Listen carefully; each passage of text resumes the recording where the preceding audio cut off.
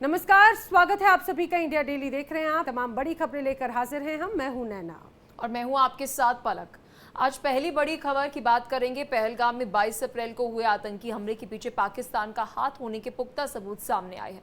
जम्मू कश्मीर के राजीगाम में ऑपरेशन महादेव के दौरान मारे गए तीनों आतंकियों की पाकिस्तानी नागरिक के तौर पर पहचान हुई है। विस्तार से खबर आपके सामने रखें। और आज की जो दूसरी बड़ी खबर है वो उत्तर प्रदेश से है। संभल में जामा मस्जिद हिंसा मामले में सपा सांसद जियाउर रहमान बर्क की मुश्किलें बढ़ गई हैं। चंदौसी कोर्ट ने जियाउर रहमान बर्क के खिलाफ अरेस्ट वारंट भी जारी कर दिया है। तो वही तीसरी खबर राहुल गांधी से जुड़ी। सुप्रीम कोर्ट ने कांग्रेस नेता राहुल गांधी को बड़ी फटकार लगाई। भारत और चीन की सेनाओं के बीच हुई झड़प के बाद भारतीय सेना और कथित टिप्पणी को लेकर लोकसभा नेता और कांग्रेस सांसद राहुल गांधी को फटकार लगाई। विस्तार से खबर आपके सामने रखेंगे। और इसके अलावा जो चौथी बड़ी खबर होगी जिस पर रहेगी नजर, यूपी समेत देश के कई जिलों में बारिश जो है लोगों के लिए आफत बनी हुई है। उत्तर प्रदेश के कई जिले इस समय बाढ़ की चपेट में हैं। नदियां उफान पर हैं। बताएंगे वहां के किस तरह के हालात हैं तमाम तस्वीरों के साथ में। खबर अब यूपी से है। संभल के समाजवादी पार्टी सांसद जियाउर रहमान बर्क की मुश्किलें बढ़ गई है। संभल के समाजवादी पार्टी सांसद है जियाउर रहमान बर्क के खिलाफ और अरेस्ट वारंट जो है वो जारी हुआ है। न केवल उनके लिए और भी 15 अन्य लोगों के लिए अरेस्ट वारंट जारी हुआ। आपको बता दें जिस तरह से पूरा मामला जब सामने आया था उसके बाद से लगातार उनकी मुश्किलें बढ़ती नजर आ रही थी। संभल में जामा मस्जिद का सर्वे हो रहा था, लेकिन इस दौरान सर्वे का विरोध जियाउर रहमान बर्क की तरफ से किया गया और 24 नवंबर 2024 को उसके बाद में बाकायदा हिंसा हुई। हिंसा में नाम आया समाजवादी पार्टी के सांसद जियाउर रहमान बर्क का और मस्जिद के सदर जफर अली सहित 23 आरोपियों का। उनके खिलाफ अपर मुख्य न्यायिक मजिस्ट्रेट के सामने उन्होंने समन जारी किया। बर्क को 8 अगस्त को कोर्ट में पेश होने के लिए कहा गया। 1100 पेजेस की ये पूरी चार्जशीट है जिसमें सांसद जियाउर रहमान बर्क को हिंसा के मामले में मुख्य सूत्रधार बताते हुए लोगों को भड़काने का आरोप लगाया है। देखिए बड़ी खबर आपको बता रहे हैं। जियाउर रहमान बर्क को हिंसा के मामले में मुख्य सूत्रधार बताते हुए लोगों को भड़काने, साथ ही जफर अली को पुलिस के समक्ष जो अरेस्ट वारंट जारी किया गया है। इस खबर पर बहुत बड़ी डेवलपमेंट है और इस खबर पर और अधिक जानकारी के साथ हमारे सहयोगी गजराम सिंह यादव हमारे साथ जुड़ चुके हैं संभल से फोन लाइन पर। गजराम, विस्तार से इस खबर पर जानकारी दीजिए क्योंकि खबर पर बहुत बड़ी डेवलपमेंट है, क्योंकि जियाउर रहमान का नाम शुरू से ही सामने आ रहा था। अब उनके लिए अरेस्ट वारंट जो है वो जारी किया गया है। जी, मैं बताना चाहूंगा जनपद संभल से सपा सांसद जियाउर रहमान बर्क की मुश्किलें लगातार बढ़ती नजर आ रही हैं। बिना नक्शा पास किए हुए मकान बनाना, चाहे बिजली चोरी को लेकर के लगातार मुश्किलें बढ़ती हुई नजर आ रही हैं। 24 नवंबर के लिए हिंसा हुई थी जहां पर मस्जिद के व्यापार जो हिंसा हुई थी जिसमें कई गाड़ियां फूकी गई थी और कई मौतें भी हुई थी। पुलिस पर पथराव हुआ था, उसी को लेकर के पूरे मामले का इनके लिए आरोपी ठहरा गया था पुलिस की तरफ से। लेकिन अब चूंकि अरेस्ट वारंट जारी किया गया है, जरा बताइए कि अब आगे की क्या प्रोसेस वहां नजर आ रही है। सुरक्षा कर्मियों की तैनाती जाहिर सी बात है यहाँ पर हो रही होगी क्योंकि जियाउर रहमान बर्क के खिलाफ अरेस्ट वारंट है और मस्जिद को लेकर ये पूरा विवाद था, तो अपने आप में स्थिति बहुत ज्यादा गंभीर हो जाती है। जी, मस्जिद को लेकर के ही पूरा मामला था। अभी यहाँ पर बताया जा रहा है कि बर्क की मुश्किलें बढ़ रही हैं, लगातार बढ़ रही हैं, लेकिन यहाँ पर अभी इस तरह का कोई देखने को नहीं मिल रहा है। बताया जा रहा है कि उनका मामला चल रहा था, एमएलए एमपी कोर्ट में भी मामला चल रहा था। इसको लेकर के कई मामले हैं इन पर, तो उसको लेकर के मुश्किलें लगातार बढ़ रही हैं। अब क्या जियाउर रहमान बर्क इस समय संभल में ही मौजूद है, बस ये बता दीजिए। जी, अभी दिखाई तो नहीं दिया है। यहाँ पर संवाददाता सूत्रों के मुताबिक बताया जा रहा है कि शायद यहीं पर होंगे, लेकिन क्लियर कुछ नहीं हो पा रहा है। जी गजराम, ठीक है गजराम, जानकारी के लिए आपका धन्यवाद। तो लेकिन ये कहा जा सकता है जियाउर रहमान बर्क की मुश्किलें आने वाले वक्त में और बढ़ सकती हैं, लेकिन मुश्किलें तो राहुल गांधी की भी बढ़ती हुई नजर आई क्योंकि सुप्रीम कोर्ट ने टिप्पणी की राहुल गांधी पर। राहुल गांधी को सुप्रीम कोर्ट की तरफ से फटकार लगी है और ये कहा है सुप्रीम कोर्ट ने कि आखिर आपको कैसे पता कि चीन ने जमीन को हड़पा है, क्या आपके पास में कोई जानकारी है, विश्वसनीय जानकारी है।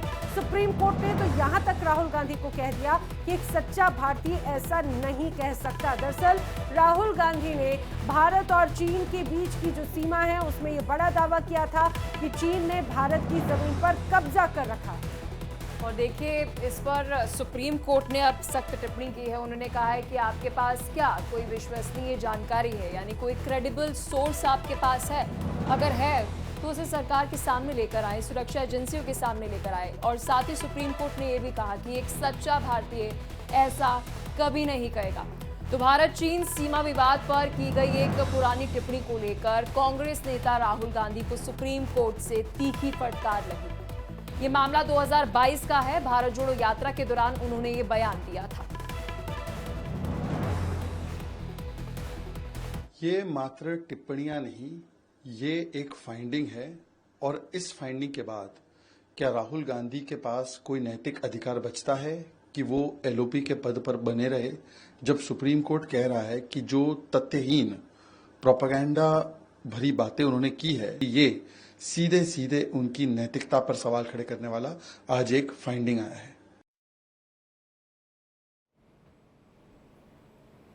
और हमारी साथी दृष्टि समय ज्यादा जानकारी के साथ में जुड़ रखी हैं। दृष्टि, राहुल गांधी के बयान को लेकर अब ये कहा जाए उन्हें सीधे सीधे सुप्रीम कोर्ट से भी फटकार लगी, लेकिन ये कहा जाए कि अब इसके बाद में वो निशाने पर आ गए हैं तमाम राजनीतिक दलों के।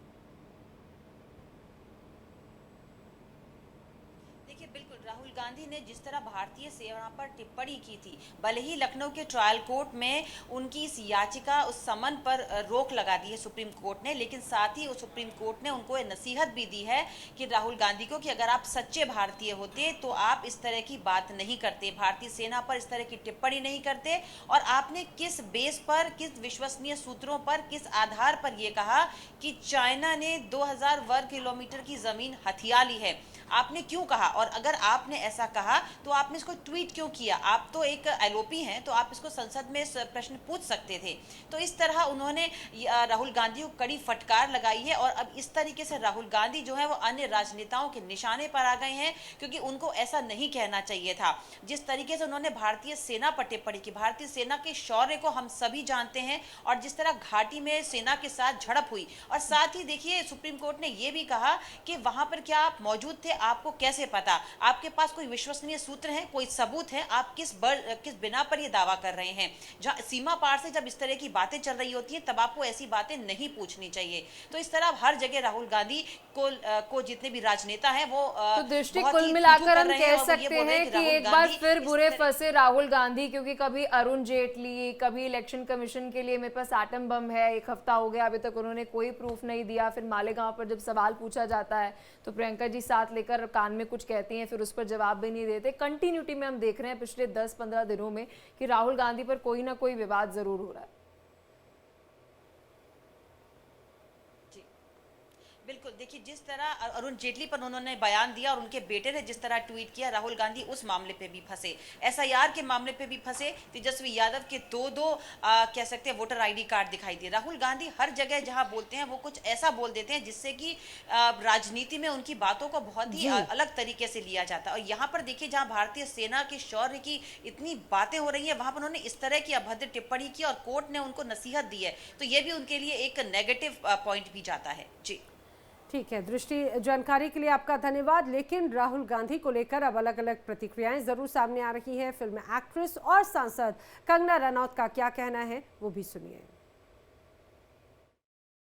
राहुल गांधी जी जो है हमेशा ही भारत के अगेंस्ट, और चाहे वो इकोनॉमी हो, चाहे वो हमारे डिफेंस फोर्सेस हो, चाहे वो हमारी किसी कोई जो दुश्मन देश हैं उनके पक्ष में बोलना हो, हमने हमेशा देखा है कि वो हमेशा जो है वो एंटी इंडिया उनकी सोच है और भारत के अगेंस्ट हमेशा बोलते हैं। तो ये एक बहुत ही वेलकम मूव है बाय द सुप्रीम कोर्ट कि उन्होंने उनको इस तरह की फटकार लगाई है।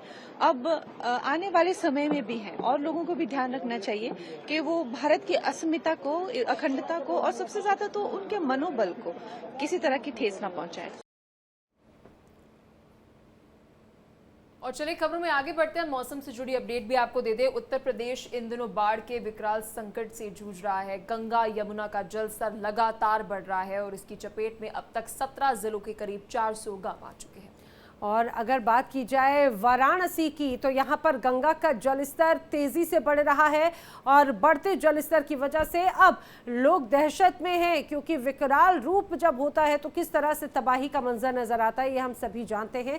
हाहाकार मचा हुआ है। वाराणसी के जो निचली बस्तियां हैं, करीब 34 गांव ऐसे हैं और 24 मोहल्ले ऐसे हैं जहां पर हजारों लोग बाढ़ से सीधे तौर पर प्रभावित हैं। हजारों लोग तो अब राहत शिविर की तरफ रुख कर रहे हैं, पलायन करने को मजबूर हैं, क्योंकि गंगा का पानी अब ना सिर्फ निचली बस्तियों में बल्कि शहरी इलाकों में भी सीधे सीधे दाखिल हो चुका है।